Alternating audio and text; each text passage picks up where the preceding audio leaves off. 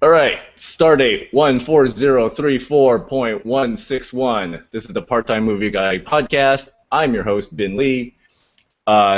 Today's episode, we will be talking mostly about World Cup with my guests, Dorina Arellano. Hi. And Pedro Arellano, her brother, Hey. wearing a ginormous sombrero. Crap, where's the bloody DVD of my movie? Again, this is like the 34th episode, and you think I'd have this whole spiel prepared. Yeah, it's like in my bag, whatever. All right, so a few disclaimers about this podcast. It's sponsored by the movie Office Ninja, which is my movie that I wrote and directed, and I should have had a DVD cover right here. But just imagine it's right here. It's really awesome. It's on iTunes. This podcast is uncensored. So our bad word of the day is bird talker, which apparently is a euphemism for sodomite. Cool. In case you wanted to learn. And even though we were talking about sports, there can be spoilers. So the spoilers of this episode is in 1954, the World Cup final was won by West Germany beating Hungary. So there you go. All right, so without further ado, I'm going to let my guests introduce themselves and, kind of just quickly tell the people who you are, and if you have any shit to plug, now's your chance. Okay, well, Ben knows me because I made the music for his movie. Really nerdy films. A really nerdy film score for a really nerdy film. Yes, very appropriate. Yes. So yeah, my background's in the music industry, which is why I did that. And I'm basically a music nerd. I'm a comic book nerd. I am a sports nerd, specifically soccer and hockey. Go Kings! And I'm also a tech nerd because I worked at Google. So that's it, I think. Cool. I hope. All right. Pedro, what about you? Hey guys, it's good to be here. Thanks for the invitation. I'm the new guy here. I was invited because I am Dorina's brother, and I'm a big soccer fan. Other than that, I'm just a regular guy who likes to wear big sombreros. You wear that on a regular basis? Yes, part of the uniform. Okay. I think it's a little too small, by the way. Well, it's the camera shrinks it by half a size or something. I don't know. Also, you're outnumbered here, Ben. You got 2 Mexican jerseys and 1 U.S. Yeah, well, we do live in like Los Angeles here. Oh, yeah, true. So it probably fits. So this is the one you should be wearing. Is that a Mexican jersey or no? Is that? Yeah. Okay. Yes, it is. Well, hold on, let me click on it. That's the Mexican symbol. Okay. Yeah. It's just like from the color, it just looks like blue-ish. So I was kind of confused. It's the light. Yeah. So is that this year's jersey or? No, this was 2006. Okay. Yeah. And this I got off of like eBay or something. So. I'm going retro on you guys. Well, you're outnumbered by the piñata too. Yeah. For our listeners, there's a Minion piñata behind me. Yeah. So yeah, but I'm okay. I'm surrounded by Mexicans all the time. True. Or something. So just for some quick housekeeping, there's two new Office Ninja reviews. One from It's Just Movies, and the other is from Rogue Cinema. So I want to thank those people for reviewing it and giving it kind words. So the past 2 weeks there's been a lot of stuff to talk about, like Maya Angelou passing, Cosmos ending, the NBA NHL playoffs, the Spelling Bee finale. I don't know if you guys watched that. The Clippers being sold and then not sold. I'm very confused by what the hell is happening. Days of Future Past, Maleficent happening. The casting of Josh Brolin as Thanos. Pretty awesome. Is it Thanos or Thanos? I think it's Thanos, is how you white people say it. Okay. I mean, I wouldn't say it like that. So how would you say it? Well, Thanos. Thanos. but I think my friends call it Thanos. Okay. Yeah. And also Lupita Nyong'o to be casted in the new Star Wars. Is that how you say her last name? I pronounce it Nyong'o. Oh, okay, I'm not sure. And then what's her name from Brienne of Tarth from Game of Thrones was also cast. Right. So that's pretty cool. Even though I haven't seen Game of Thrones yet, but I trust she's. I don't have HBO. Wait, you're going to cut this now? I'm leaving. No, I'm kidding. And also, speaking of star-ish stuff, they discovered something called a Thorn-Zitkow object, or a TZO. Basically, it's a star that's been swallowed by another star. So you have a neutron star that's so small, and then a gigantic, like, red star, and it actually they cohabit. It's kind of really funky. Sounds kind of dirty too. Yeah, I mean, you got a star in you. I don't know, something. Kinky science. Yeah. So I don't know if you wanted to quickly hit up on any of those interesting things. You're a giant Kings fan, obviously. I am. So. I'm very happy that they're completely destroying New York. Sorry, New York fans, because yesterday's game was really boring for non-fans, I think, but it was really nice for us. Well, it was a nice change of pace because the first two games were like a heart attack a minute. Yeah. Yeah, I almost died. Game 2 was terrible. It was really, really stressful. But I think the Blackhawks series was way more competitive. I think I don't want to be a bitch about it, but clearly Kings are the better team in this series. So. Yeah, it was interesting from what I've heard because I'm just basically a casual fan, so right. I only watch it when it's the playoffs that roll along. Was that the Kings were kind of like, not to put too much analogy, but kind of like the Spurs where they play well as a team. Right. And then the Islanders, basically, their goalie was just hot. Right. And he's kind of like, where you're playing with one great player, just kicking butt. But yeah, I mean, and the team as a whole is great, and and Quick was on fire yesterday. Quick is a goalie for those non-hockey fans, and yeah. That save where that one Islander was shooting between his legs, and Yeah, no, he's like the most flexible person I've ever seen. He's like a ballerina, basically. But yeah, so hopefully they'll win tomorrow because the World Cup starts Thursday. So right, I can't handle so much stress. for me, I'm also watching the NBA Finals, and unfortunately, that's not going to end before the World Cup begins. But you're not a fan of any of those two teams, right? Well, I also you're a Lakers fan.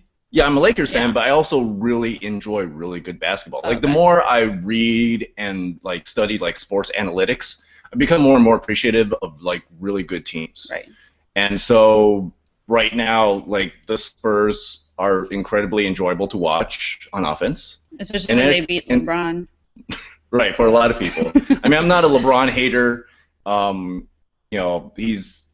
I feel really lucky that I'm probably watching arguably the second best player of all time, and we've been able to watch Michael Jordan play. Right. So, and Miami's offense can be really, really pretty too. But, there's that. But I guess none of that really matters because we are less than 48 hours until the new World Cup. Yeah, my brother's all like, fuck all these other sports. I can talk NBA. You like basketball though, right? A lot, yeah. Who do you follow? I used to be actually I was more of a basketball fan than a soccer fan when I was a kid. I grew up a Laker fan. Okay. And then they became all douchey. That's the Lakers all the time though, right? They were cool though, but when Magic Johnson was around, they were cool. The douchey ones were the Bulls. Yeah, so the 80s, Magic, Kareem, James Worthy, AC Green era, that was when I was a big Laker fan. Uh-huh. So yeah, I grew up watching NBA more than soccer. Okay. Cool. I guess I'll just quick disclaimer, I don't call it soccer anymore, I just call it football. So you guys are free to just call it football. I'm just letting people know, we should not be calling it soccer because. I think my brother and I, since we moved here, we both have to change our vocabulary for people to understand what the hell we're talking about. Yeah, it must be a pain in the butt because the rest of the world calls it football. I mean, technically, both are fine. Say it's the term soccer comes from association football, because there's two types of football in Great Britain. There was rugby football and there was association football, which is what we call soccer. So the word soccer comes from the abbreviation of the word association. So actually, soccer's just fine. Yeah. Okay. Well, I'd still rather call it football. I don't know. I'm being a weird snob about it. Yeah. you just want to be cool. I want to be a hipster. I'm a hipster. Yeah, I'm calling it football before it was cool for the rest of America to finally follow suit. I call the NFL just the NFL because, frankly, there's no other league that plays that sport, and it's closer to like rugby. But I guess I didn't realize rugby football was called rugby football. That makes more sense now why they would call it that. Yeah. The NFL was just starting up because it made no sense. It's like, why didn't they call it American rugby? That's a good question. Because Americans want their own names on everything. Sure, I guess. I mean, which is why we have the World Series. Yes. Even though, because America is the world, apparently. Yeah. Us, Americans think we own everything and we're the greatest at everything. But you still want their team to win. Yeah, well, because actually in football, we're actually the underdogs. Yeah. But I guess just to get a little more familiar with you guys, why don't you tell me, like, when did you first started watching football, especially when was your first World Cup? Like, what were your memories? Pedro, I'll start with you. So for me, it was at the same time. It was the 1986 World Cup. I was 11, and I watched that World Cup at home. The World Cup was in Mexico, so it was a really big deal. I still remember the TV commercials. I can probably sing the jingle. Do it! Oh, come on. Do it. México 86, el mundo unido por un balón. And it was a really, really big deal in the country. So, obviously, everybody follows soccer, huge sport, but then hosting the World Cup, everybody was into it. And the thing I remember the most about that tournament was watching Maradona live. And that famous goal, many people consider the best goal ever to be scored in a World Cup, where Maradona is playing against England, and he starts from his own half of the field, and he just flies by 6 defenders to score a goal. Just a magnificent goal. I saw that live as it happened, and I became a huge fan. I was hooked. So since then, yeah. So that wasn't the same year as the Hand of God, right? Or was it? It was the same game, actually. Oh, okay. Yeah. So Maradona scored 2 goals that game, and the first one was the Hand of God. Yeah. Cool. Oh, it's my turn? Yeah. There's only 2 people. I was way too young to obviously remember that World Cup. The one I remember actually understanding what was going on and following was, and being a huge fan, was France, which I think was 98? Yeah. Right? Why were you a fan of France? No. I'm just saying that World it was Cup. In France. Okay. Yeah. And I actually did become a fan of France purely for Zinedine Zidane. I don't know how you say it in English, but Zidane. Oh, Zinedine Zidane? Yeah. And so he's like my favorite modern player. My brother and I, like, our mom is actually a huge Netherlands fan, which is why, I kind of learned about Johan Cruyff, who really, really big soccer fans know of him. Most people know Pelé or Maradona or like Franz Beckenbauer because they all won actual World Cups. even though the Netherlands. Oh, see, look, there's my brother has his jersey. He's very jealous. Oh, okay. Props here. Is it actually signed? Yes. Nuh-uh. What? That's not fair. No, it's not signed. This is embroidered. Oh, okay. I was like, I almost had a heart attack. It's kind of hard, yeah. The damn resolution is not very clear, but. Wow. I was just about to be like, okay, stealing that.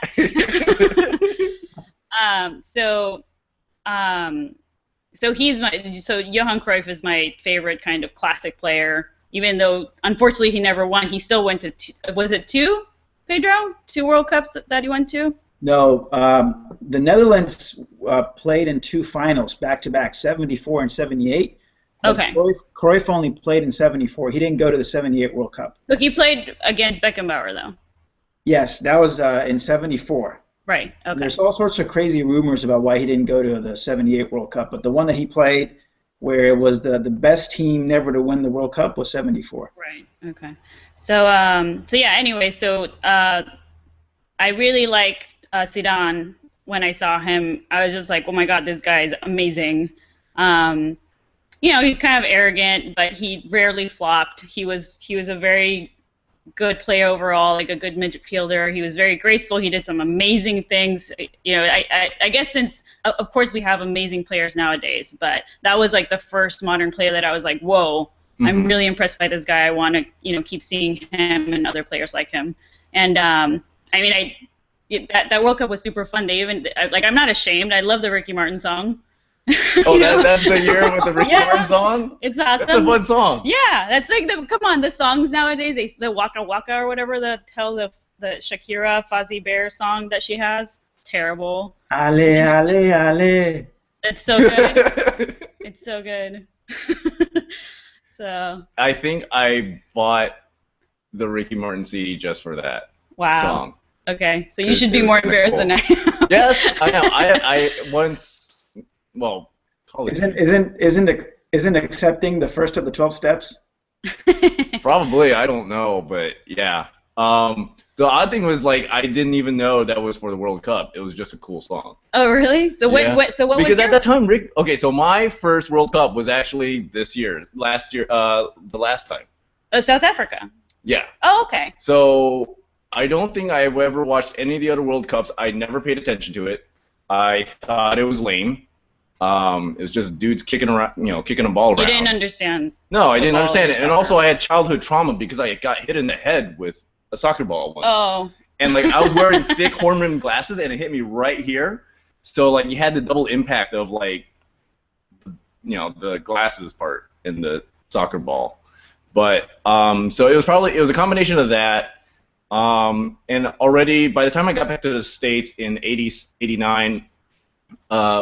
My grandparents and uncles, all they ever watched was basketball and the NFL. Yeah. So I quickly became a Raiders and a Lakers fan. And then it wasn't until maybe about 5 years ago when our friend Apollo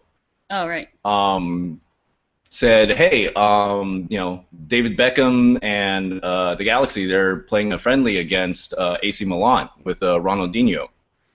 And this was at the time, I think me and my friends were living in Carson, right next to the Home Depot. Cool. Home Depot Center. So it was like, all right, let's just check it out. And it was the game where Beckham was been under a lot of what's the word? Pressure, I guess. Pressure, grief. The media was trying to play up the whole Donovan versus Beckham angle.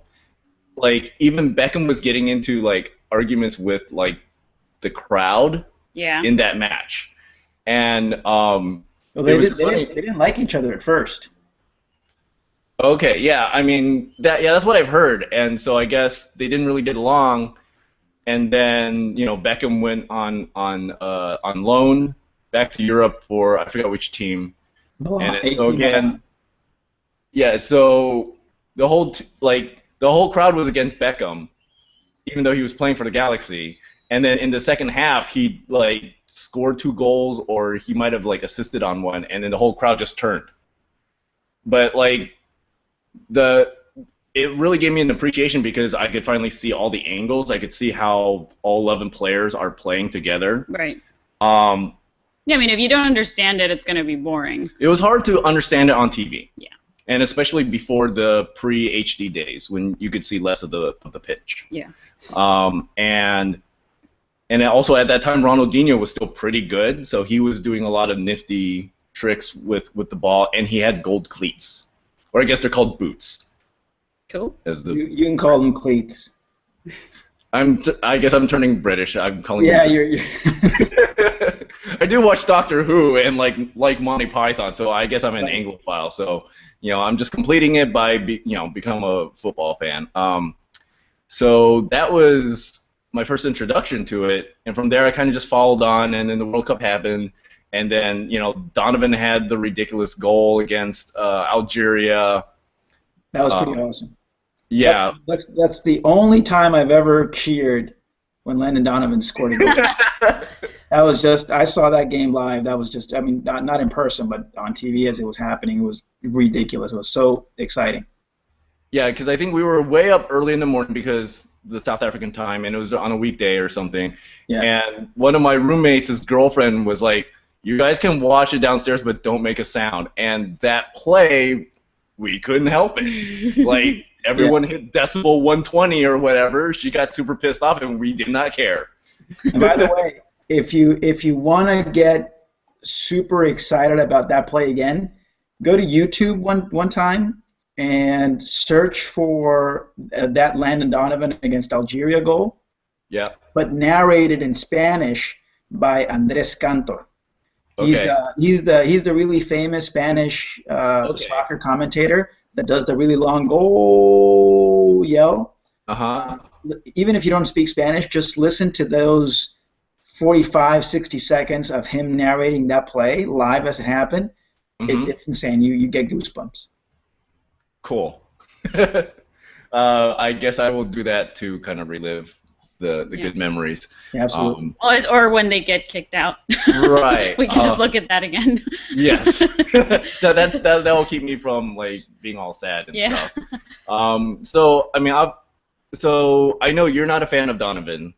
Yeah. Pedro, you're not a fan. So what's your gripe about him, basically? I mean, I feel like it's in our genetics that we're supposed to not like him. But I mean. But you don't hate all American players. No. But when we were kids, the U.S. was the biggest rival. Okay. Or one of the biggest rivals of Mexico. In the CONCACAF? Yeah. Okay. So I think that we just grew up always rooting against the U.S. because we were rooting for Mexico. But then now that I've lived here for so long, I mean, I'm happy when the U.S. does well. So and there's the myth that he ended up peeing on the Estadio Azteca, the stadium in Mexico City. Really? Right? Jalisco, Estadio Jalisco. Oh, was it Jalisco? Not Estadio Azteca? During a training session, the story goes that he crouched down to tie his shoelaces, and he peed on the field. And you wouldn't think much of it, but it's a big deal. The Estadio Jalisco is one of the most revered stadiums in Mexico. Pelé. So it's kind of like if someone took a shit on Madison Square Garden or something like that. Probably, yeah. But I think Donovan's an easy target. He's a fantastic player, or at least has been, and he always scores against Mexico. He clearly enjoys scoring against Mexico. Yes, when he was younger, he pulled off all these crazy stunts, like dyeing his hair blonde, and then there was one time he scored a goal and he removed his jersey and he was wearing a black sports bra like Brandy Chastain in the '99 World Cup.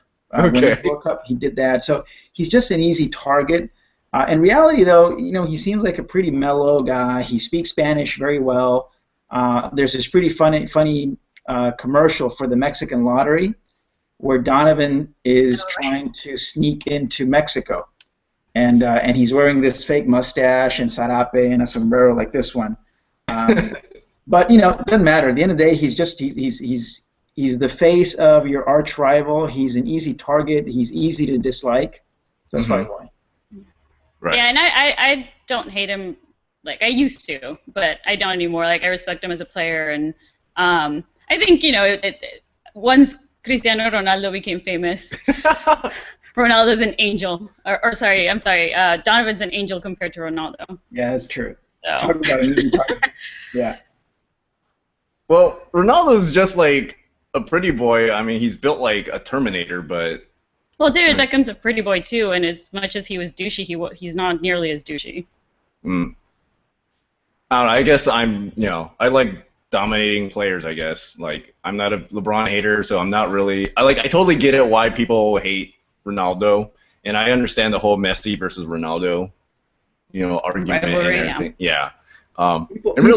People hate Cristiano for the same reasons that people hate Brady. The Tom Brady. It's the same reason. Pretty boy, tremendously successful, dating or married a supermodel. Cristiano just takes it to the next level, though. He's just like the gel back hair. I don't know if you saw the final of the Champions League a few weeks ago. Extra time. Real Madrid is already up 3-1. Just a couple. Even though they were down. Right. So it's an extra time. The game is over. It's only a couple of minutes left. Real Madrid is up 3-1.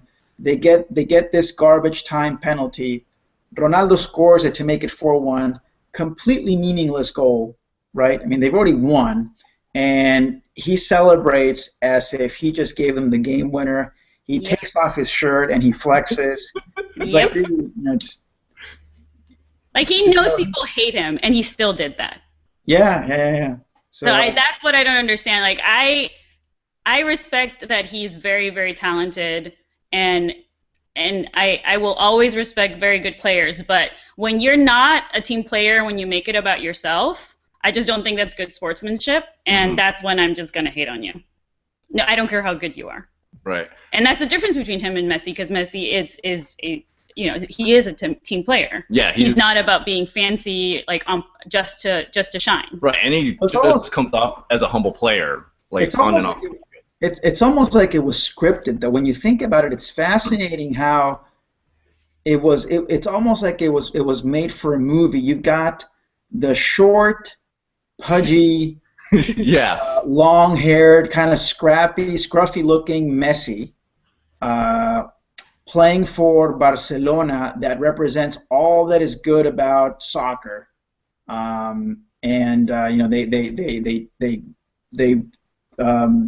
train their own players, or they teach their own players from when they're little kids, and they were coached by Pep Guardiola for all these years. They were hugely successful under him. And then on the other side, you have like the Empire, Real Madrid, Los Galácticos, who spend insane amounts of money to purchase the best players in the world, and they happen to buy Cristiano Ronaldo, who is the antithesis of Messi. Very talented, but tall, good-looking, muscular, tan, douchey, and he plays for the arch rival. It's almost funny how that happened, where it's almost like it was scripted for a movie, really. Yeah. I mean, it is definitely very, it was perfect for, to just rile up all the fans either way. And I do strongly believe, and people are going to get mad at me that like Ronaldo, but if you think he's better than Messi, you don't know shit about soccer, is all I have to say. I say one-on-one, he is going to be better than Messi. But in terms of a team, you would build around Messi. I'm talking about as a player. Yeah. As a soccer player. Yeah, I think he's probably at one point more. Anyway, all right, this is probably enough Ronaldo talk for now, because frankly, I don't know how the U.S. is going to beat him up anyway. Well, he's injured though, right? Is he? I think he's recovering from a thigh injury. Okay, I thought he lost his hair gel or something, or had a bad spray tan. But he was in training today, so he's going to play. Okay. I'm sure he's going to play. I didn't think he was out. I thought he had a minor injury. Okay. But. Right. I mean, and just one last thing on Ronaldo. I mean, if you ever get pissed off about him, just remember there's that really funny picture of him and Wayne Rooney from. True. Was it? And there's hundreds of gifs of him crying. So. Right. There's that. All right, so. Or I'm sorry, GIFs. GIFs, yeah. That's the correct way of pronouncing him, apparently. No, it's not. He's wrong. The creator of the GIFs said it's GIFs. Yeah, just to be a dick. Like the peanut butter. Okay. Yeah. Well, all right. So clearly, you guys are rooting for Mexico. What do you feel like are their chances? Like, who's their best player? I know if Paulo mentioned something about. Wait, what'd you say? Cuauhtémoc Blanco. Yes, mentioned a Blanco. Is he that really old dude or something? Yeah, Blanco is he's what now? 33, 6. He's like 40 or 41 now. Oh, is he? Wow. Yeah, he's up there. Yeah, and he is my husband's favorite Mexican player because I think he likes to rub it in my face because I don't like him. It's so weird. He actually bought a jersey with his name on it. Mexico is really hard to figure out. In 2012, they raised the hopes of the entire fan base because they had a terrific campaign. They won the gold medal in the London Olympics. They just completely demolished the U.S. in the final of the CONCACAF Champions League. There was with that fantastic goal by Giovanni Dos Santos over Tim Howard. I think 4-1 or 4-2 was the final score. They had a really solid team that was built around that generation that won the Youth World Cup in 2005. Right, you had a bunch of up-and-coming young players, including Chicharito. Giovanni, Pablo Barrera, Chicharito, all those guys. So it was that generation that kind of grew up together, had a ton of success at the youth level, and then was doing really well in that year. And then something happened in 2013 where everybody expected them to just roll through qualification, just bulldoze the competition. And they had a horrendous qualifying campaign, the worst in many, many years, where they were seconds away from not even going to the World Cup. And thanks to a Graham Zusi goal in the U.S. game against Panama, Mexico just kind of backed their way into the tournament. Which is what they now call him Saint Susie, right? Yeah.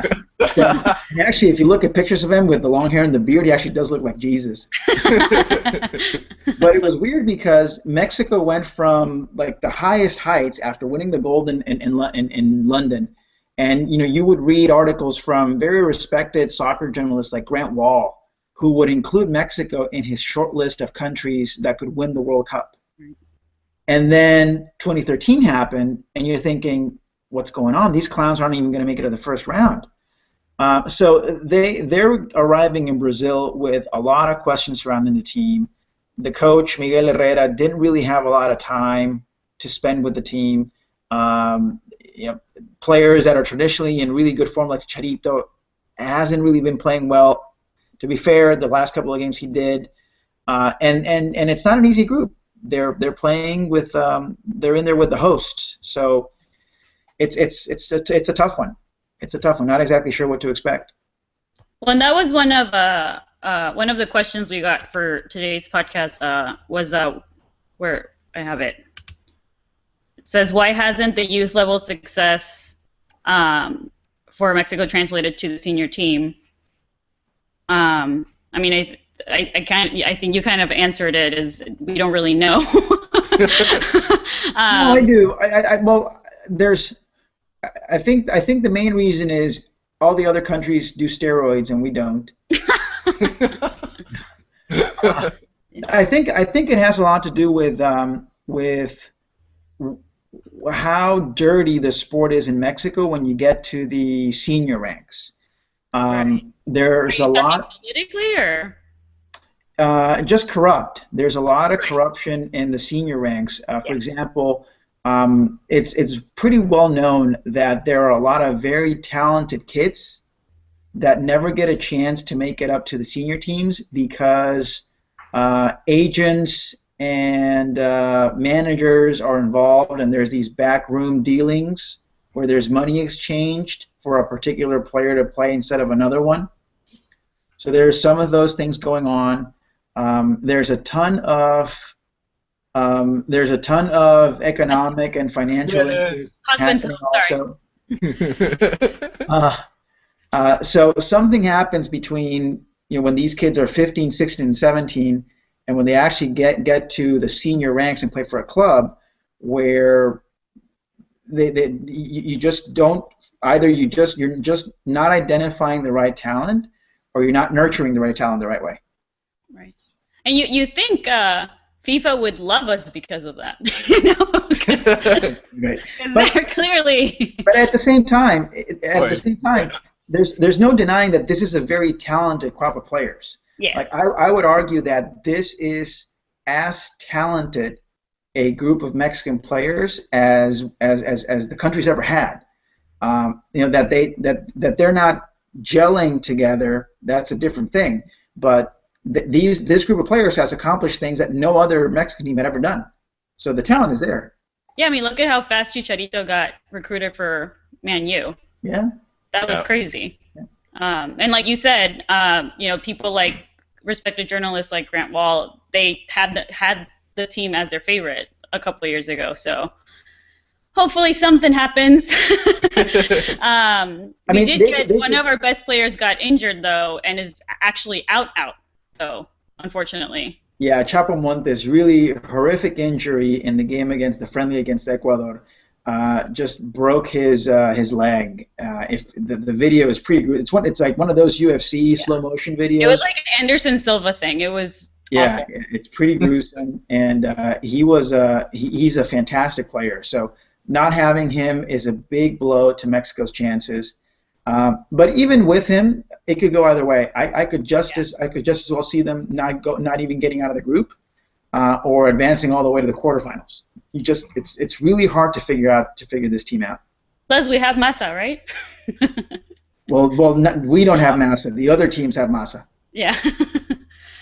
Wait, so we were talking about the injured player Montes. I mean, I feel like half the teams in this World Cup have one of their biggest players injured. Yeah, it's pretty crazy. I mean, when you look at the list of the players that are injured, you've got Rivalry for France. Yep. Yeah. Radamel Falcao for Colombia. A couple of days ago, Marco Reus in Germany got injured. Yep. Montolivo in Italy. Didn't the Russian captain also just get injured? Yeah, the Russian captain got injured. I don't remember his name, but several months ago, Theo Walcott, the Arsenal player, got injured, so he can't play for England. And then there's still questions around really big players like Luis Suarez for Uruguay, Diego Costa for Spain, even Cristiano, although I think he's going to play.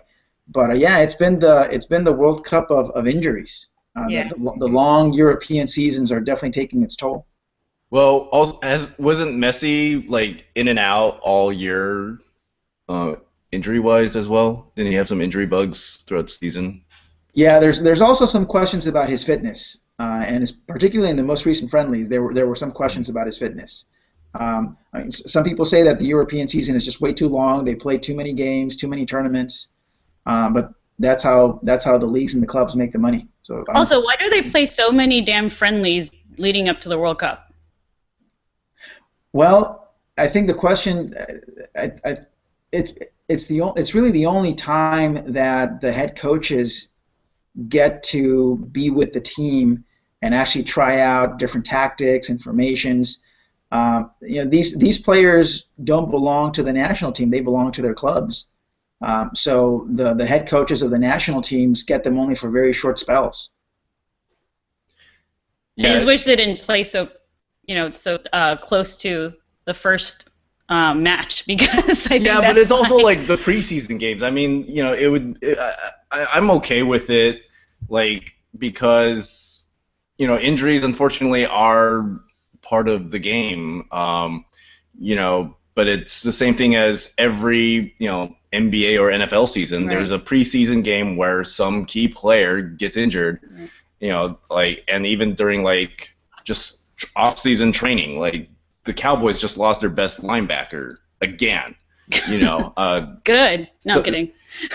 Sorry to my friend Justin, who's a Cowboys fan, but anyway, that's the only Cowboys we'll talk about here.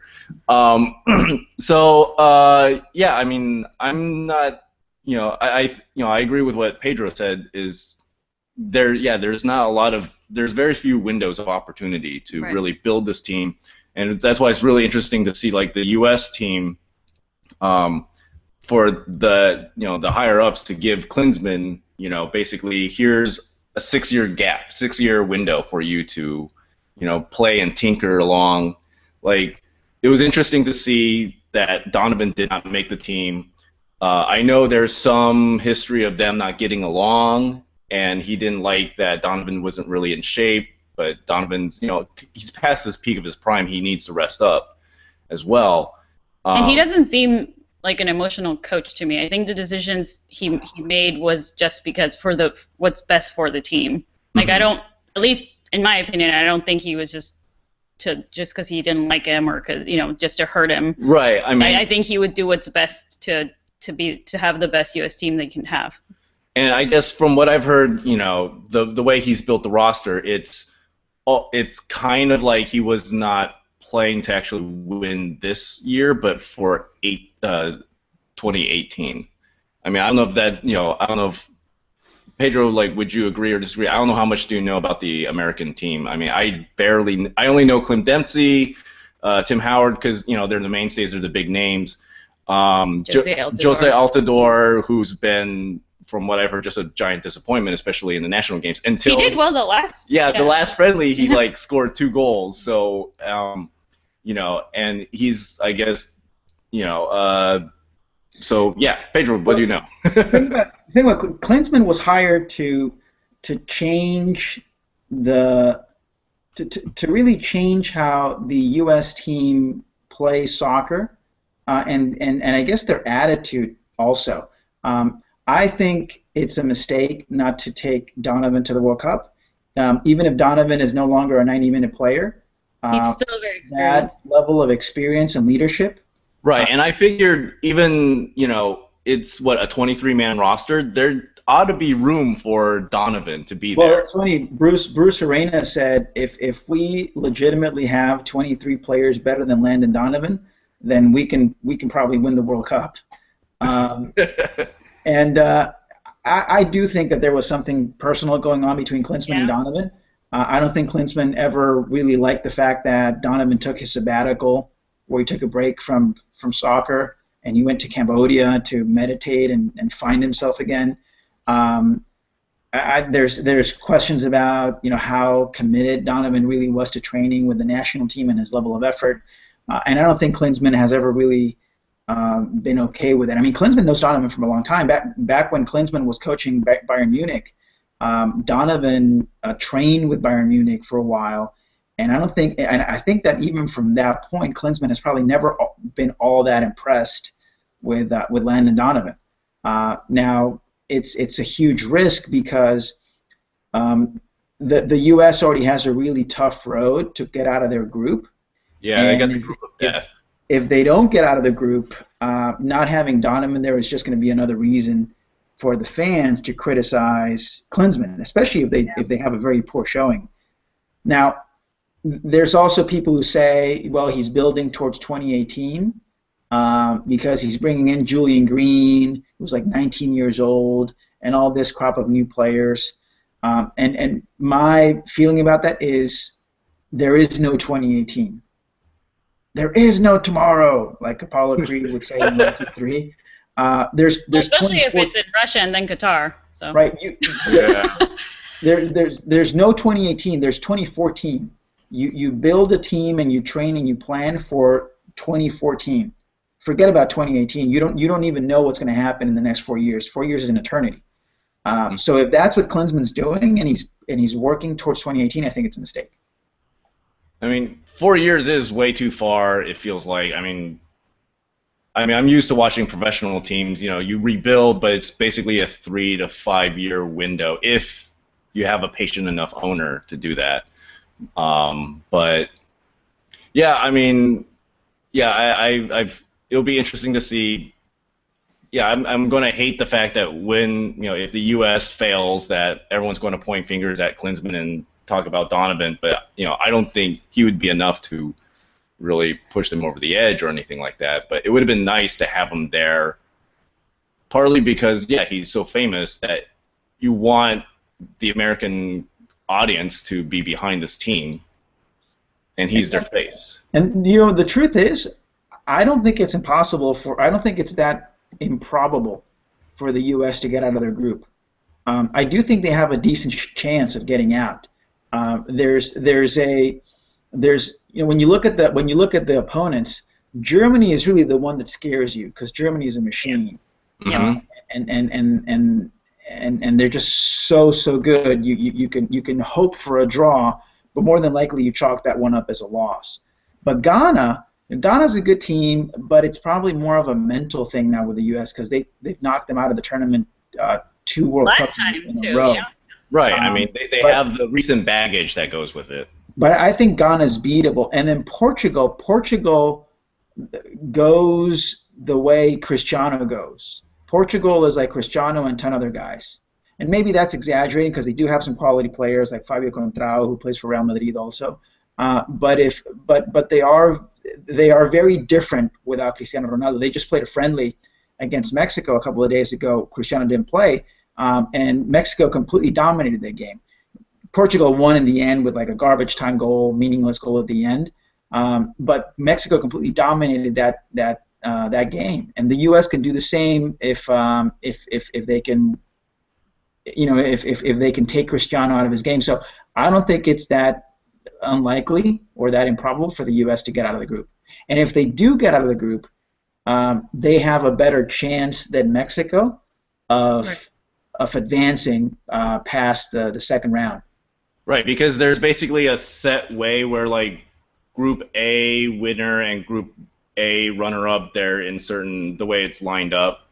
Correct. Okay. Correct. So the way it works is they pair them up in teams. So the teams from Group G, where the U.S. is, will play the teams from Group H. So if the U.S. gets out of the so that's that Belgium group or something, right? That's Belgium, Russia, Algeria, and South Korea. Right. Mm-hmm. Maybe they can play Algeria again. Exercise all the demons. Although actually they did like. Yeah, well, and they probably. That's not really a demon, but yeah. Unfortunately, Algeria probably won't make it. Yeah. So I don't know, Pedro or Dorina, if you've heard of so 538. That's Nate Silver's website. He's the one that did all the 50 state elections and whatnot. Right. So he's been using his advanced statistics on the probabilities based on a lot of metrics for the World Cup. So for Mexico, he's actually they got a 60% chance of getting knocked out, but they have, of the remaining 3 teams besides Brazil, have the best chance of advancing. So maybe that's, you know, but that's also because positive. of viewers, and I feel like FIFA's going to be like, Mexico needs to at least get to the next stage so we can get some marketing going. Right. Sorry, I watched the X-Files too much when I was a kid. And the U.S. They have like when it comes to playing against Portugal, it's basically a 1 in 3 shot that they're projecting, and of course, 60% chance that they'll lose to Germany. That would be awesome if they beat out Portugal. That would be amazing. I mean, I think it's fair to say that match will be the swing game because it most likely you would expect Portugal and the U.S. to beat Ghana and lose to Germany, so thus that one game will really swing, Well, especially because Portugal doesn't even deserve to be there because Sweden should have been there. They had to play, they had to like back their way in too, right? Or was that? What do you mean? No, Portugal won in a playoff against qualifying. Right. Sweden and Portugal ended up playing each other at the end, and Portugal ended up winning. Right, it was like a last-minute playoff type of situation, right? Yeah. So, which sucks because I was looking forward to seeing Ibrahimovic play. So that sucks. Right. It was the clash of the douche titans. Yeah. Who's the bigger douche? So I guess, what other teams are you looking forward to watching? I mean, Germany. Germany is my second favorite. There's a couple of really fun groups. The entire tournament is going to be fun to watch. All of it is just can't miss television because even the quote unquote little teams that you don't expect will do much, sometimes those are the more fun the more fun games. Like last World Cup, or maybe it was 2 World Cups ago, you had Australia just shocking everybody and making it to the next round, and those were really exciting games because you end up rooting for these underdog teams that nobody has any faith in. But that happened to the Ivory Coast too a long time ago, right? When Drogba wasn't famous yet. Right. But then you have groups like, obviously Group G for me is going to be appointment television. Every single one of those games, you got the U.S. against Germany, so Klinsmann facing his home country and the team that he used to coach. Oh right, forgot about that. You've got the U.S. against Cristiano Ronaldo, which is going to be a lot of fun to watch, and then you got them playing against Ghana, see if they can exercise those demons. Then another really fun group to watch is going to be Group D. You got Uruguay, England, Italy, and Costa Rica. And the Uruguay-England match, if Luis Suarez is healthy to play, is going to be really fun to watch because Luis Suarez is such a personality in England. He plays for Liverpool. And people who are, unless you're a fan of Liverpool, most likely you don't like Luis Suarez because of some of the antics that he's done on the field. So that Uruguay against England match is going to be a lot of fun. Well, especially because England has like 4 big Liverpool players too. Right. Steve Gerrard is there. Gerrard, And then you have Group B. You have Spain and Netherlands in the same group, so that a rematch from the 2010 World Cup final. Yeah, that match I really want to see. So that's going to be a lot of fun too. Robin and Van Persie are back, so that's good. Right. Because they're awesome. So a lot of fun games to watch, and I think that Group G and Group D in particular are the groups. Obviously, Group A, where Mexico plays, are the ones that are really going to follow. Mm-hmm. All right. Yeah, we had another one of the other questions said regarding who's going to make it or not is who will have the most ignominious crash out, Netherlands or France? I think France is getting a bad rap just because, like, obviously they crashed out spectacularly last time. Well, and now with Rivalry gone, but they have that amazing player. What's his name? Pogba. I don't know how you say it. Paul Pogba, I think. Yeah, it's you know what? It's not 2010 anymore. But I do think that Netherlands probably has the hardest group. France has Switzerland, Ecuador, and Honduras in their group. And Ecuador is going to be tough in that group. But I think both Ecuador and France make it out of it. But in the other group, you got Spain, Netherlands, Chile, and Australia. And my prediction is Netherlands doesn't make it out of the group. I think it's Spain and Chile on to the next round. Yeah, the 538 also has Chile advancing has the second best chance of advancing.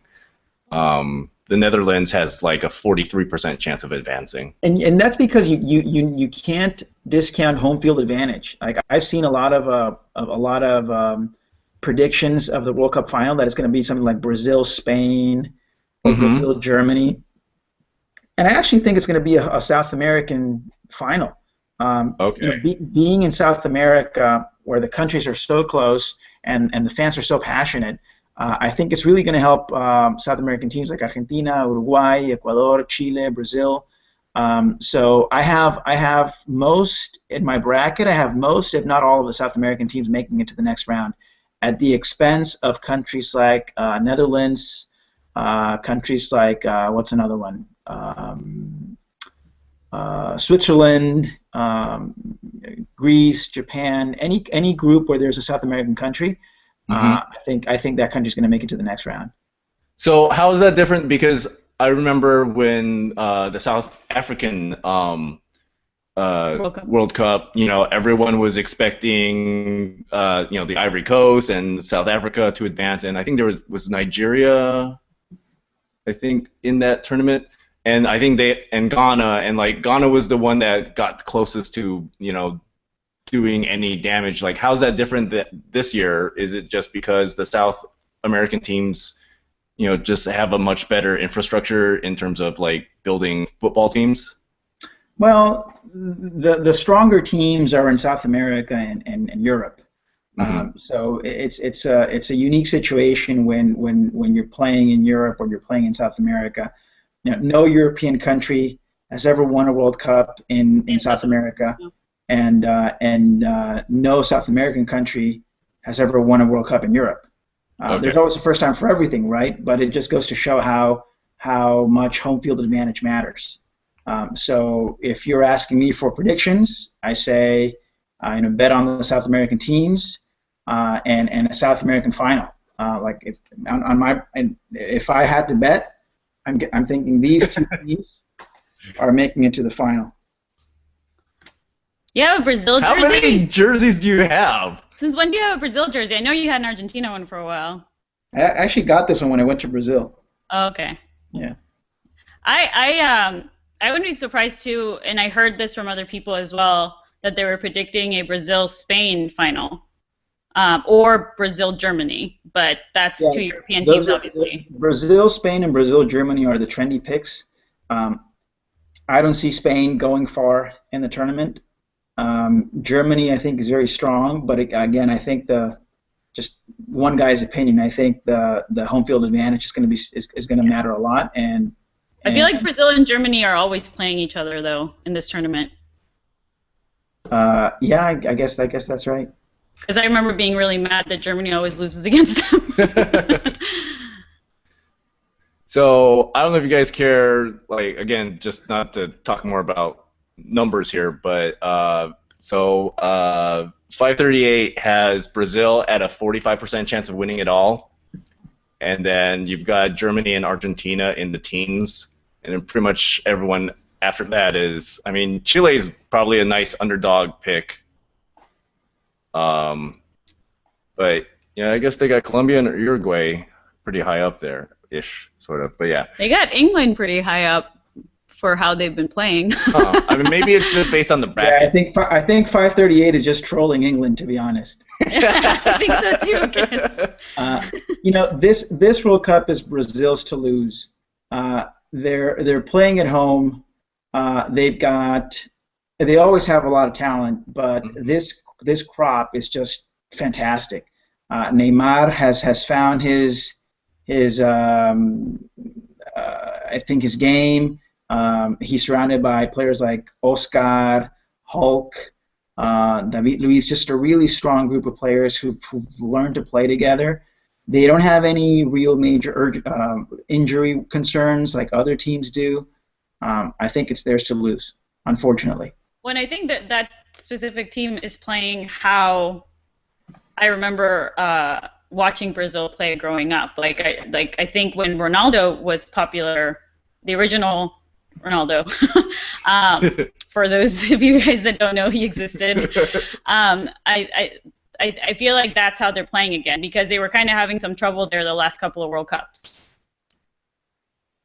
So that's right. Yeah. Brazil went through a tough period after the original Ronaldo, o Fenomeno. Right. But they actually went through a period where they were not playing like Brazil. They were playing very physical, very defensive soccer. But now they're back to the fun, exciting, jogo bonito Brazil that we're used to. Right. So they're going to be the overwhelming favorites. I mean, I'm partly rooting for Brazil just because they have a Hulk. And frankly, I found that very, very funny. And you're a ginormous nerd.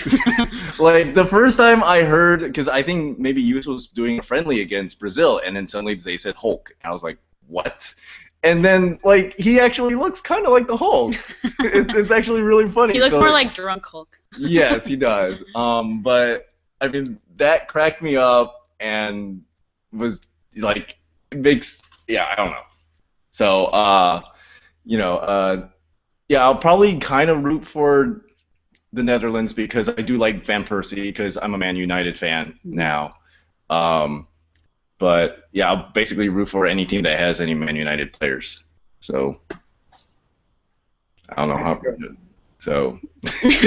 Yeah, Mexico has a Man United player. Yeah, they do. He doesn't get many minutes. Well, maybe now he will. We'll see. Yeah, we'll see. Anyway. New coach. Yeah. Yeah. I won't talk about Man United. It was too depressing. It was a funky season. Yeah. And really, it's something. Probably save it for a different podcast. Do we want to talk about how corrupt and crappy FIFA is? You guys should just watch Last Week Tonight, because John Oliver summed it up wonderfully, terribly, and hysterically. And he introduced me to the Sepp Blatter faceplant video, which I had never seen before. That's right. It's so good. And will make me happy forever. I mean, so one thing that was interesting to me was, like, so a while back, ESPN was playing a lot of the 30 for 30 documentaries. Right. So there was one called The Opposition, which was about Chile during the Pinochet regime. Mm-hmm. Yeah. And, not to get too dark here, but basically they held their national stadium as a concentration camp while they were trying to qualify for the World Cup. Yeah. And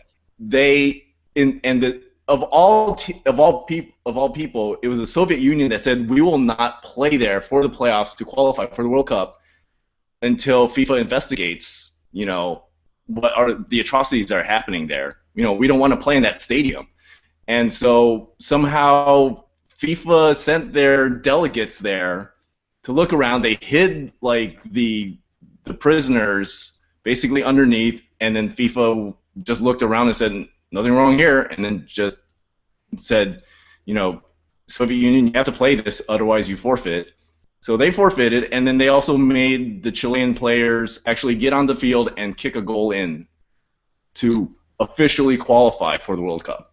Yeah, I saw that documentary. It's a pretty surreal scene where I think the opponent was Russia, maybe, and Russia refused to play because of what was going on in Chile. And there's this really surreal scene where you have the Chilean team on the field without an opponent, but FIFA made them actually play and score a goal in order for the victory to be official. So you have these Chilean players with no opponent in front of them, just passing the ball back and forth, and they're kind of sheepishly kind of advancing toward the goal until finally they just score, and that was it. That's how they qualified. It's pretty surreal. Didn't you guys hear recently, I think it was a couple of days ago or even yesterday, there was the news going around that part of FIFA was, or the European League, I think, was asking Sepp Blatter to stand down as head of FIFA? I mean, given I don't know if that's happened before. I would think so. I would hope probably. so. I mean, I think a lot of people are asking for him to step down. Right. And also recently, there's been the Qatar emails and bribery all charges. The corruption crap. Yeah. And everything. I mean, this is probably a bigger conversation. Really, it's becoming really interesting. How do we support certain sports leagues or sport tournaments when it's being run by really, really bad people? Because I stopped watching NCAA basketball and I stopped watching any college sports because I got tired of the hypocrisy of the NCAA and them enabling their coaches and all the universities to take advantage of these kids, basically. Right. And even the Donald Sterling thing, even though I'm not a Clippers fan, but he's part of that league, and I was probably indirectly throwing money into his pocket. Right. I don't know. Does this ever cross your guys' mind while watching World Cup? I think it's as much as it crosses your mind when you buy an iPad. Yeah. And think about the conditions of the factories where those are made. Yeah. It's John Oliver described it perfectly. He called it the sausage principle, where you don't want to know how your sausage is made. Yeah. Yeah, I think any type of entertainment can come from something you don't agree with. I mean, look at movies. Like everybody was trying to boycott Ender's Game because what's his name? The author was a huge bigot, and people, it's one of my favorite books. I didn't see the movie because I didn't want to support it, but I understand why people went to see it because it's a great book, So sometimes you just like a ton of stuff that we purchase or that we support, we don't even know that it could how much of our money is going to really shitty people. Right. Well, the Ender's Game example. From what I've heard, the author probably already got in advance, and that was it. He was not getting extra percentages. Yeah. So but you never know exactly what goes on. So. True. I mean, but yeah, I don't know. I didn't realize that FIFA was that bad, awful. I guess, until recently. But that's the good thing about social media nowadays, though, is that people become more aware of these types of things, and that's why. I mean, how long has the NBA known that Donald Sterling was a racist? For a long time. Yeah. The only reason they finally talked about it is because the media was all over it, and the only reason the media was all over it was because of us, crazy fans that are telling them to do something about it. So hopefully that might encourage FIFA to do something as well. We'll see. Yeah, we'll see. FIFA's not going to do anything until it starts hitting their pockets. You see it with the World Cup awarded to Qatar. It's becoming very evident that there was money exchanged in order for Qatar to be awarded the World Cup in 2022. And there's all these stories and reports of corruption being released. And now big sponsors like Sony and I think Adidas might have been the other one are expressing concern. And once you see those big names that actually impact FIFA's bottom line, that's when you start thinking, okay, maybe something will happen. Right. FIFA will always remain corrupt. But if people talk about it enough to the point where it's affecting their advertisers, then that's when they have a huge problem. Right. I mean, I could be totally wrong. I mean, Qatar could have amazing conditions for the players to play. Sure. So. 120-degree weather, no problem at all.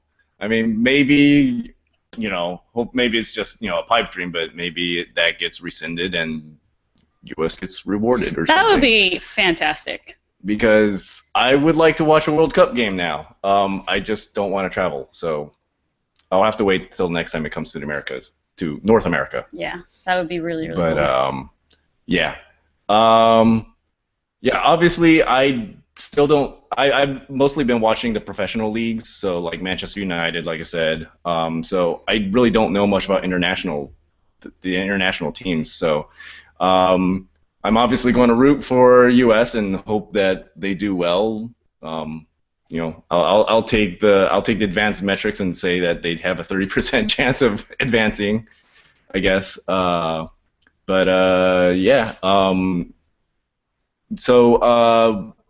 I guess as we're wrapping up here, is there anything else that, any final thoughts about this World Cup? Like, who else, what else are you looking forward to, I guess? I just want Mexico to at least make it out of that group. If they just make it out of that group, that's fine. They don't need to do anything else. It'd be awesome if they went farther, but, just if Brazil, Mexico went, Croatia, and who's the other one? Cameroon. That would be nice because it's exciting when you're rooting for your Croatia team. And Cameroon. Yeah. So and as much as Brazil's a favorite, I still want Germany to win. So we'll see. I'm looking forward to a lot of things. There's so many fun storylines around this World Cup. If you're a Mexico fan, you get to see the golden generation. In the start of their prime. Chicharito, Giovanni, a very talented team. See if they can pull it together after a disastrous qualifying campaign. If you're a fan of the U.S., you get to see the U.S. under the most accomplished coach they've ever had. And if they make it out of that group, it's going to be a tremendous accomplishment. Huge building block for their development. If you're a fan of soccer in general, you get to see two of the greatest players in the history of the game, Messi and Cristiano Ronaldo, in their primes, playing for their countries. You get to see Spain, see if they can continue their dominance, or are we seeing kind of like the last days of Spain? So just a lot to watch, a lot of storylines to follow, and I'm pumped. I can't wait. Thursday, 1 p.m. Right? That's the first game? Yeah, I believe so. Brazil, Croatia? They probably have like an opening ceremony thing around noonish Pacific time. Yeah, that'll be a nice game to watch because I don't care what happens. So it's a good way to kick it off because then you're not too stressed out. Yeah, exactly. Because Mexico is the second game and it's at 9 a.m. on Pacific time on a Friday against Cameroon, and we really need to win that one. So hopefully. And the first U.S. game is Monday, right, against Ghana? Yep. So that should be fun. Exercise some demons there. Correct. And stuff. Yeah. So I don't know. Maybe it's not a great idea that I should hold a party for the Portugal game because I might get completely bummed out. It'll be, but imagine if they win. It would though. be, yeah. That would be amazing. I'd be like so freaking nervous. Yeah. Or something. But it would be great though. Yeah. It'd be very exciting. Cool. Well, I wish we had more time to talk more because it would have been awesome to like talk about tactics and crap like that because that's really nerdy. But I think we gotta end it here. So I want to thank Pedro for his time and his sombrero for being here. For those who are just listening, his sombrero is ginormous. And of course, I want to thank Dorina and the Minion Pinata, just chilling over there. So on Twitter, Dorina can be reached at Evil Dorina, correct? Yes. And Pedro can be reached at Pedro Unplugged. Is that right? That's right. All right. Cool. Yeah, if you want to hear a ton of nerdy facts about soccer, you can follow my brother. And I can, of course, be reached at PT Movie Guy and Office Ninja Film. Once again, reminder, it's on iTunes. Check it out. Although, I guess you'll have to wait till after the World Cup because we'll all be busy watching World Cup. Correct. I will not be productive for the next month. Yeah. Pretty much. We're really trying to we're really hoping that our businesses, our workplaces will let us take the time to watch the games. Like in Mexico and every other place on Earth where people take a month off, basically. Yeah.